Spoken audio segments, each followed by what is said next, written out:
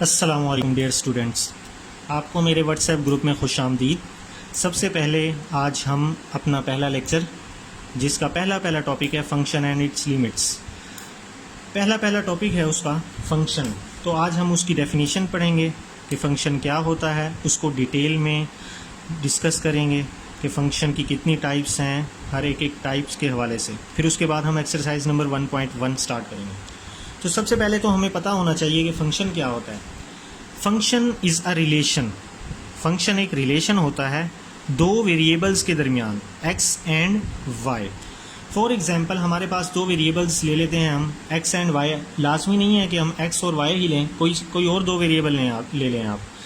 तो हमने लेट कर लिया है x और y को, ये दो वेरिएबल हैं। अब हमने इन दोनों के दरमियान एक रिलेशन पैदा करना है।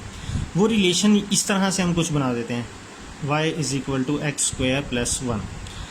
ठीक है, यह हमारे पास एक इक्वेशन है जिसमें हमारे पास इसका रिलेशन मौजूद है y और x का। वो किस तरह से, अब इसमें हमें कैसे पता लगेगा कि इसमें x और y का रिलेशन मौजूद है।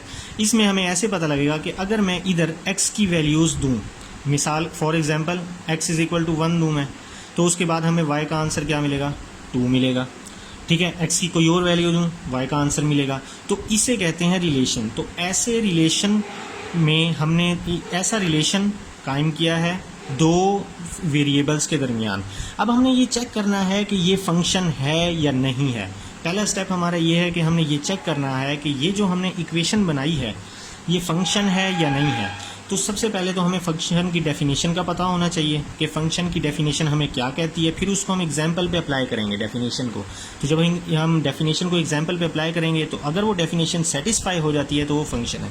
तो देखिए डेफिनेशन क्या कहती है। डेफिनेशन कहती है a function from x to a set y।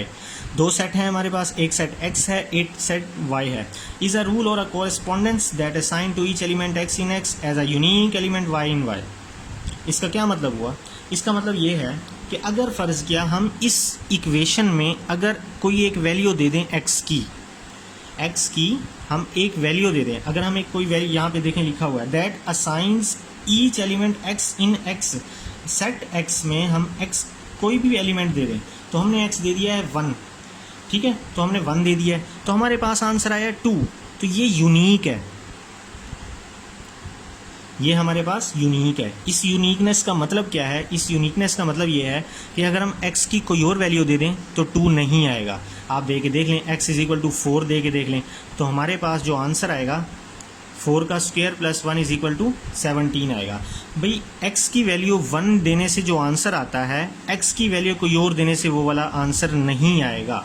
तो इसको कहते हैं यूनिकनेस, कि अगर आपने कोई एक वैल्यू x की दे दी जिससे हमारे पास y की एक यूनिक वैल्यू आ जाएगी तो वो एक फंक्शन होगा।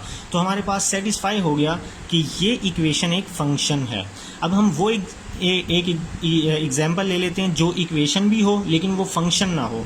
तो उसकी अगर हम एग्जाम्पल लें, उसकी हम ये एग्जाम्पल ले लेते हैं। चलें खाली x ले लेते हैं हम।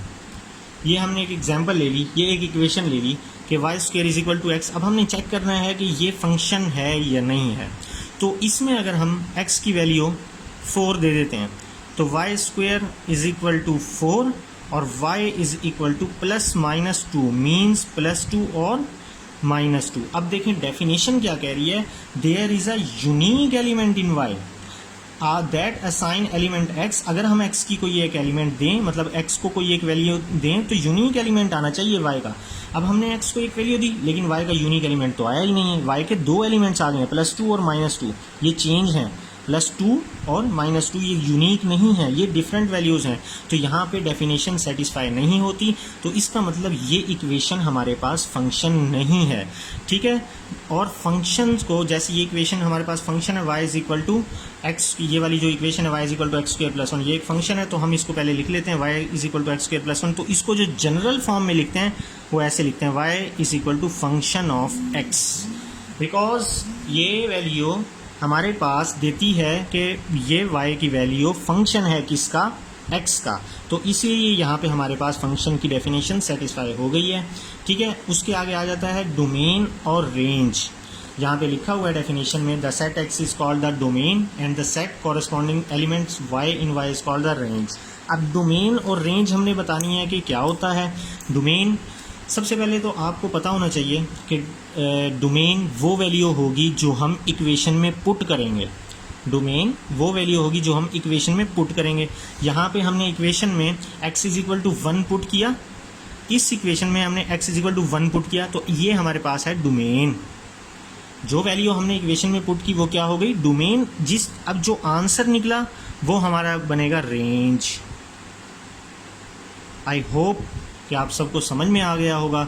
एक इक्वेशन हो, इक्वेशन में x की वैल्यूज़ पुट करें, x is equal to 0 put करें, x is equal to 1 put करें, 2 3 4 5 पुट करें, तो डोमेन सेट बनेगा 0 1 2 3 4 5। जबकि जो आंसर निकलेगा, 0 लिखने से जो आंसर बने वो लिख लीजिएगा, 1 पुट करने से जो आंसर बने वो लिख लें, 2 3 4 5 इन सब के आंसर्स को लिख लें, उन सब का सेट बनाएं, वो हमारी रेंज। तो डोमेन क्या हुई, वो वैल्यू जो आप किसी फंक्शन में पुट करें वो डोमेन होगी, और जो हमें आंसर में मिलेगा वो हमें रेंज होगा। तो ये फंक्शन थी, डेफिनेशन ऑफ फंक्शन हुई, ठीक है। फंक्शन की डेफिनेशन हो गई, उसके बाद हमने डोमेन पढ़ा, रेंज पढ़ा, तो ये हमारा फंक्शन का टॉपिक क्लियर हो गया। इंशाल्लाह हम नेक्स्ट वीडियो में टाइप्स ऑफ फंक्शंस पढ़ेंगे। थैंक यू, अल्लाह हाफिज़।